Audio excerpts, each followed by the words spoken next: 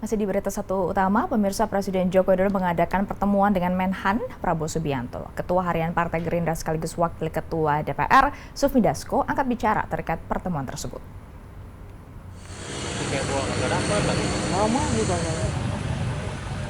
Inilah detik-detik saat iring-iringan kendaraan Menteri Pertahanan Prabowo Subianto keluar meninggalkan Istana Bogor, Jawa Barat. Di tengah dinamisnya konstelasi koalisi Pilpres, siang tadi Presiden Jokowi mengadakan pertemuan dengan Menhan Prabowo Subianto yang juga baca pres dari Partai Gerindra. Wakil Ketua DPR sekaligus Ketua Harian Partai Gerindra Sufmi Dasko menegaskan pertemuan Presiden Jokowi dan Prabowo adalah hal yang biasa. Saya pikir pertemuan siang ini antara Pak Prabowo dan Pak Jokowi adalah hal yang biasa. Pertemuan antara Presiden dan pembantu Presiden sebagai menterinya, tentu Pak Prabowo kerap kali dipanggil dan juga kerap kali harus melaporkan program-program yang sudah dijalankan. Demikian. Ini ada hubungannya dengan elektabilitas Pak Prabowo kah, arah dukungan Pak Jokowi ke Pak Prabowo atau seperti apa? Saya belum tahu, tetapi yang pasti hari ini pertemuannya adalah dalam rangka soal pekerjaan antara atau pembicaraan antara Presiden dan Menteri soal pekerjaan lah kan kira-kira begitu. Sebelumnya pada akhir pekan lalu putra sulung Presiden Joko Widodo, Gibran Rakabuming Raka juga bertemu dengan Prabowo di Solo. Belakangan pertemuan berbuntut panjang dengan pemanggilan Gibran oleh DPP PDI Perjuangan. Ketua Umum PDI Perjuangan melalui Sekjen Hasto Kristianto menasihati Gibran agar mewaspadai dansa-dansa politik oleh segelintir kalangan. Bakal calon presiden makin mengkristal, tetapi belum ada satupun partai ataupun koalisi yang menentukan bakal calon wakil presiden. Pentingnya peran pendamping baca pres untuk mendongkrak elektabilitas membuat alotnya penentuan, meski sudah banyak nama yang bermunculan.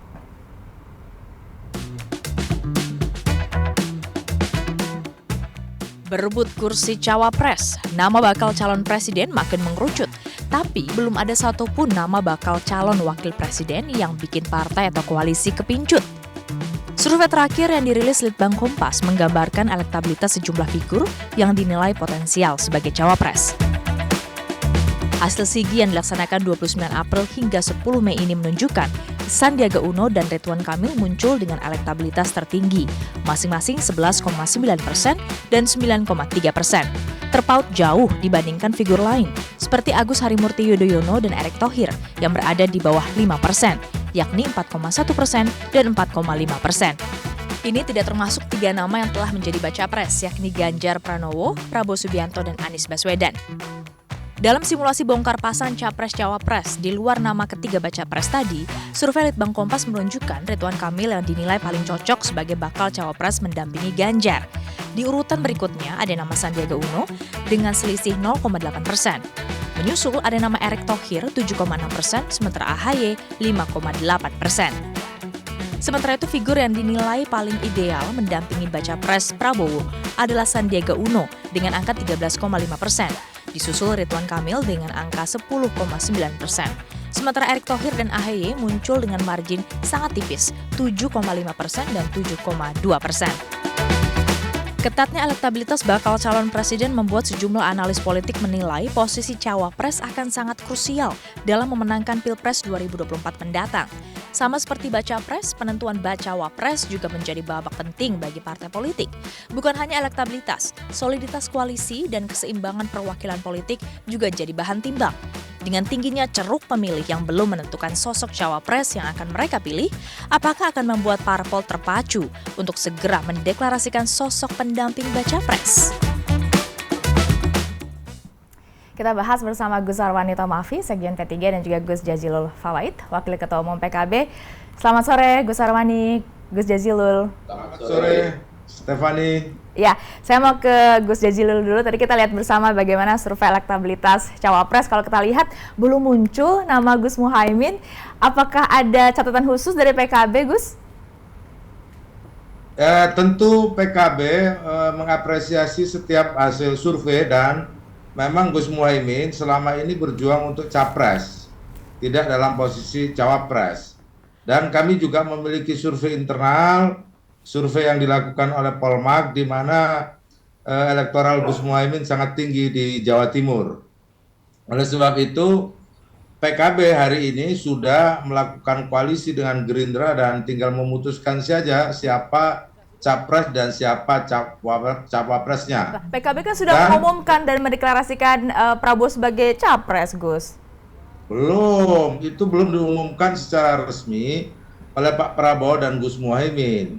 Sehingga posisi PKB, posisi Gus Muhaimin hari ini tentu bersama Pak Prabowo akan menentukan siapa pasangan di Pilpres nanti. PKB menempatkan Pilpres itu satu tarikan nafas dengan Pileg. Jadi bagi kami, bagi PKB, Gus Muhaimin ini harga pasti harus masuk di kertas suara Pilpres sebab memiliki kotel efek kepada Pileg. Kami memiliki target di Pileg dan kami juga memiliki target di Pilpres. Demikian juga Gus Muhaimin sudah mendapatkan mandat dari Muktamar, mandat dari Ijtima Ulama dan seluruh kader PKB untuk terus maju masuk di kertas suara Pilpres. Nah, hari ini sesungguhnya simpel, tinggal menunggu saja keputusan yang nanti akan diambil oleh Pak Prabowo dan Gus Muhaimin menyangkut pasangan capres dan cawapres. Mengenai hasil survei tadi, di dalam koalisi itu juga dibutuhkan kelengkapan untuk memenuhi presidensial threshold. Nama-nama yang ada yang dalam survei itu belum memiliki tiket, tidak punya tiket. Tapi Gus Muhaimin sudah memiliki tiket 10% suara untuk maju. Dan masih banyak variabel-variabel lain yang mestinya dihitung. Nah, oleh sebab itu nama-nama yang tadi dibuat oleh tim survei, kami tentu tidak akan menggugat itu benar atau tidak, namun tidak cukup elektabilitas itu menjadi modal, satu-satunya modal untuk menjadi calon presiden. Namun juga harus memiliki modal-modal yang lain, termasuk tiket untuk maju di Pilpres, termasuk juga jejaring, termasuk juga harmoni dan kecocokan dengan siapa capresnya.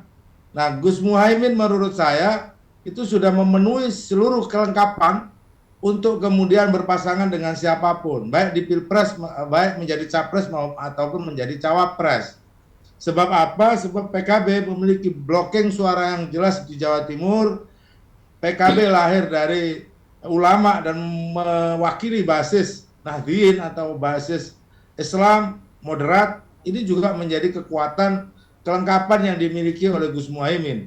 Jadi itu Stefani, elektabilitas tadi itu hanya satu variabel kecil saja untuk menentukan siapa yang akan maju menjadi cawapres. Tapi tetap dilihat dan diperhitungkan oleh partai kan, Gus? Ya, partai pertama kali yang dihitung itu adalah kecukupan tiket untuk maju. Saya kasih contoh, apakah Gerindra bisa maju sendiri? Tidak bisa kalau tidak ada PKB. PKB juga bisa maju sendiri jika ada partai koalisi yang bareng-bareng. Nah, oleh sebab itu hari-hari ini yang sedang dimusyawarahkan oleh semua partai itu justru koalisi yang sudah pakem. Okay. Misalkan koalisinya Pak Arwani ini belum pakem, ini koalisi KIB. Bener gitu, Gus Arwani belum pakem katanya?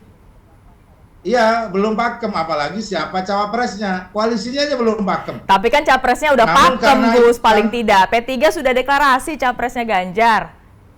P3 sudah deklarasi. Indonesia Bersatu kemana? Waktu itu kan bersama Golkar dan bersama PAN, apa kabarnya gitu. Muncul kemudian calon Pak Erlangga Zulhas misalkan gitu. Oleh sebab itu Stefani, yang hari ini dipikirkan oleh partai-partai itu justru adalah membangun koalisi supaya cukup untuk maju di dalam kancah Pilpres, cukup mencukupi presidensial threshold. Kemudian baru dicari siapa calonnya, jadi tidak kebalik-balik.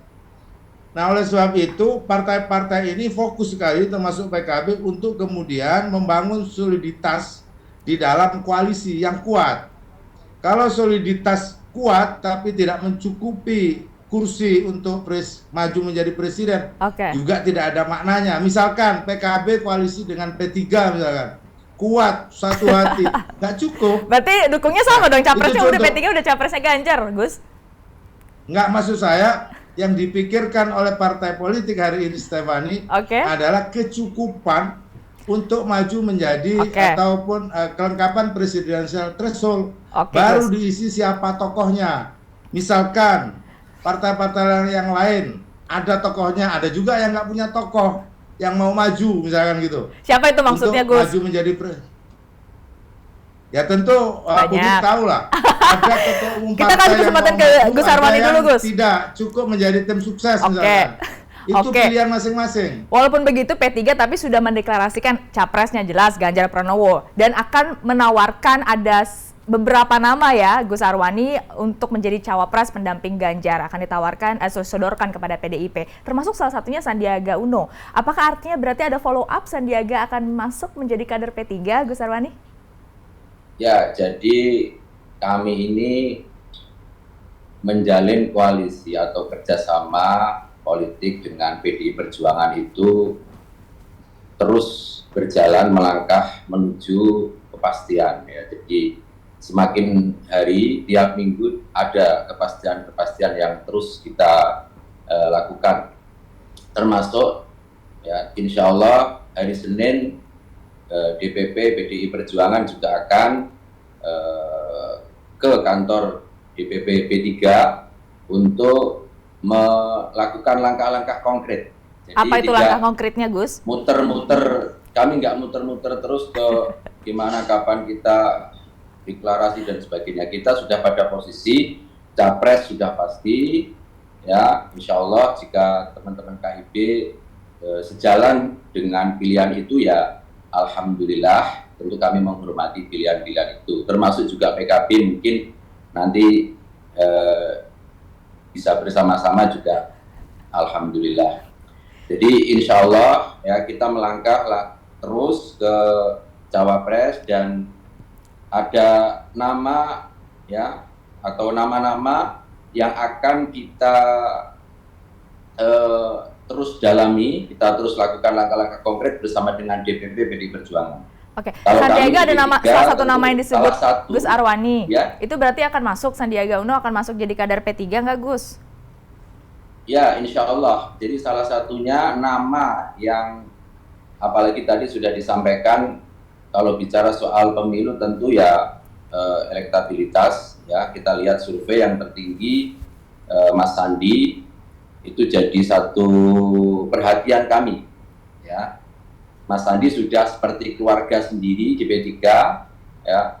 Beberapa tokoh pesantren para kiai juga senang jika Pak Sandi tidak hanya menjadi keluarga saja tetapi juga menjadi kader Partai Persatuan Pembangunan. Tapi udah ada follow up-nya belum, Gus? Sepertinya beliau juga senang mendengar itu.